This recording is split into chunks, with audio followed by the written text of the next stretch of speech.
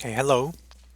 In the previous video, we derived, in the previous two videos, we derived the general probability for a binomial distribution.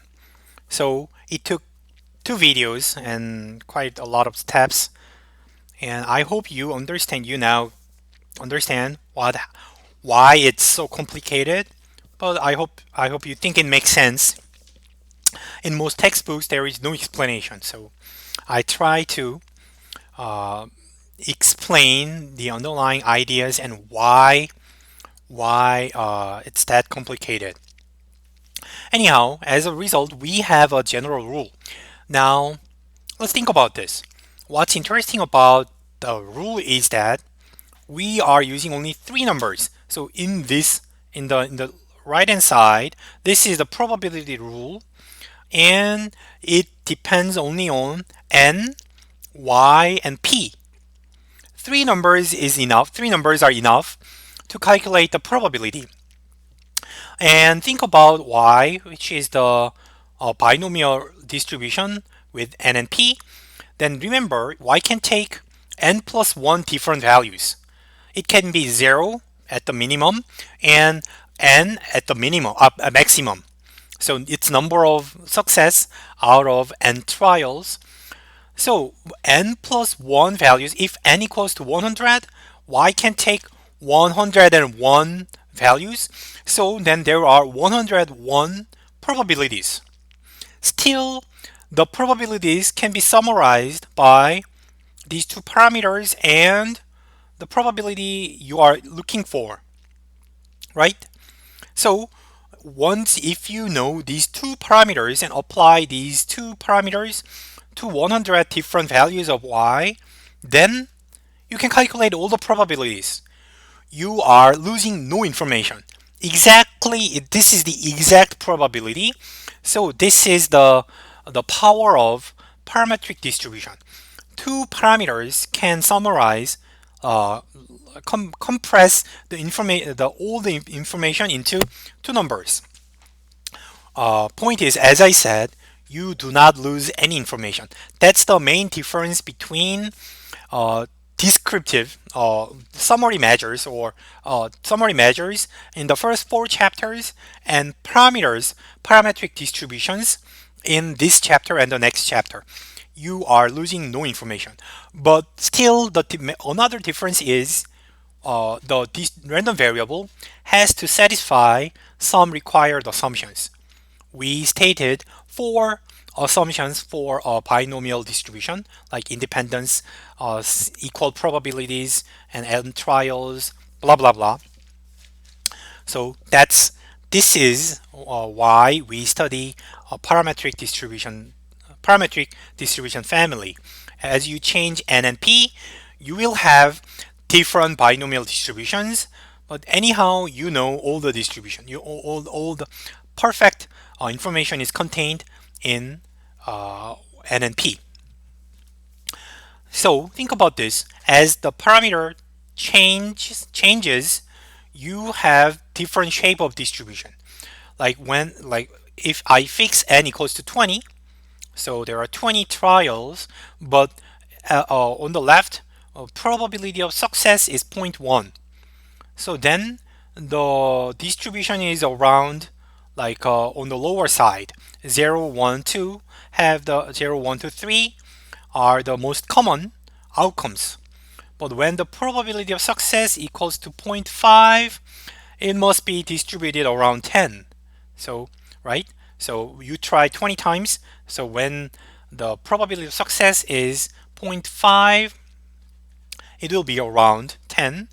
And when the probability becomes 0.9, then it will be distributed around on the high side, like 18 or 19.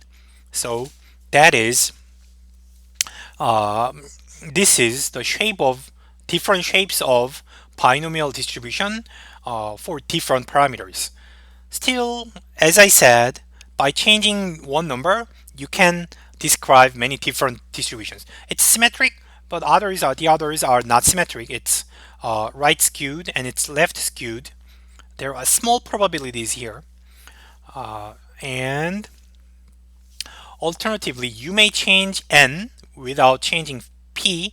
So if p is fixed at zero point 0.5, then you may, and as n increases from 5, 10, 20, the shape changes. All of them are symmetric, but the range is different. Like on the left, when n equals to 5, the possible outcomes are from 0 to 5. There are only 6 possible outcomes.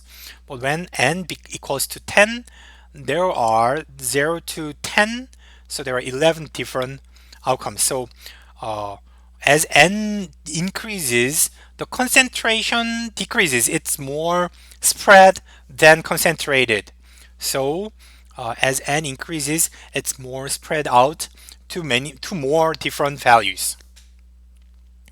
So and because we know all the probabilities, we know everything. We know everything about the binomial distribution. So you can calculate anything, and like the mean and the variance, of course, we can calculate them. And it's not that easy in general case. You have to do the math using the probability formula. So I will just tell you the answer. Its answer is the final result is pretty simple. The mean is n times p. To interpret this, you try n times, and p is the percentage of success. So when you try n times, you expect p times n number of success out of n, right? So say p is 10%, n is 100 times, then you expect 10 success, right? Then as n increases, there'll be more success because you are trying more. As you try more, the success will always increase, not never decrease. And of course, as the probability of success increases, you can expect more success within the same number of trials. So this is easy. And variance of y is n times p times 1 minus p. And also in this case, as n increases, the range of y increases. As you saw in the previous picture, as n increases, the shape of the distribution is more flat and spread out. So the variability, the variance, increases. And p, it changes as p changes, but it is maximized. The variance is maximized as p approaches to 0.5. It is shown here. So when p is 0.1 or 0.9, then it's concentrated to the boundary. So like when p equals to 0.1, it's concentrated here. Nearly no probability on this area. And similarly, when p equals to 0.9, nearly no probability, though there are small probability here, but like pretty much little, very small probability here. But when p equals 0.5, it's equally spread out, so it's more variable, or it's more unpredictable. So when 0.1, you can expect it will be either 1 or 0 or 2. Or if it's 0.9, it's likely 18, 19, or 20. So it's easy to predict. So there are little or uncertainty. But when it's 0.5, you cannot predict. So the success or failure are equally likely. So cannot predict anything. So it's 0.5 has the highest variance. Same intuition was given in the binary distribution. Binomial distribution is an extension of binary distribution. So you can understand these guys in the same way as the binary distribution. So review the binary distribution part, then you may get a better idea why the variance is given by this case. Or in other words, the binary distribution is a special case of binomial distribution. So when n equals to 1, if you try one binary experiment, then simply binomial distribution becomes a binary distribution. So then the variance and expectation simplify to the binary distribution's mean and variance. Okay, then think about apply the rule to here. Think about your assignment. In your homework, you are doing 10 multiple choice questions, and if you randomize your answers, the probability of a correct answer is 20%, 1 out of 5. Then, what is the mean and variance of your assignment? Okay, I will stop this video here. Try this, it's easy, and after sorry, it should be A, B, C, D, E.